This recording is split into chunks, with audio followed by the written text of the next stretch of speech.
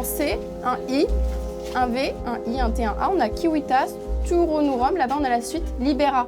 Voici les fonts baptismaux de la ville libre de Tours, sculptés dans la pierre. Une cité antique datée du IVe siècle, promue au rang de capitale romaine, habitée à l'époque par les Turons.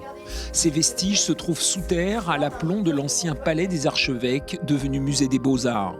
Un souterrain énigmatique dont on ne connaît pas avec certitude l'utilité pour les chanoines qui l'ont creusé. On n'a pas vraiment d'informations sur l'utilité de ce souterrain. Pourquoi est-ce qu'il n'a pas été comblé ?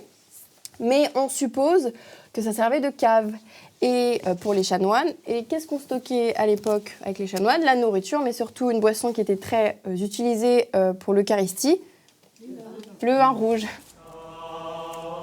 À l'époque, chanoines et évêques appréciaient le lieu pour sa proximité avec la cathédrale.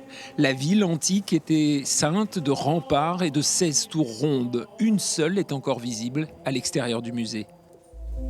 S'enfoncer dans les entrailles de l'édifice revient à faire un bond dans l'histoire de la ville métropole. Un souterrain insoupçonnable lorsqu'on visite le musée.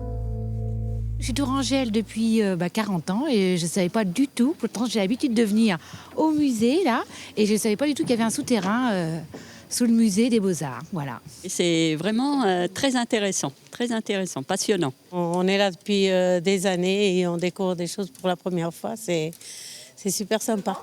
Le lieu regorge de toute une symbolique utilisée dans ces inscriptions gravées qui prennent la forme de blasons tourangeaux, d'écussons, de têtes de diable ou encore d'animaux. Certaines restent indéchiffrables. Il n'y a pas eu d'études approfondies ici, mais on sait notamment que le petit oiseau date du Moyen-Âge, donc ça veut dire que cette muraille a été constamment réutilisée pour servir à d'autres bâtiments, à d'autres constructions. Les souterrains du musée des Beaux-Arts de Tours se visitent chaque 3e dimanche, en matinée ou en après-midi. La réservation est nécessaire, le groupe est limité à 15 visiteurs.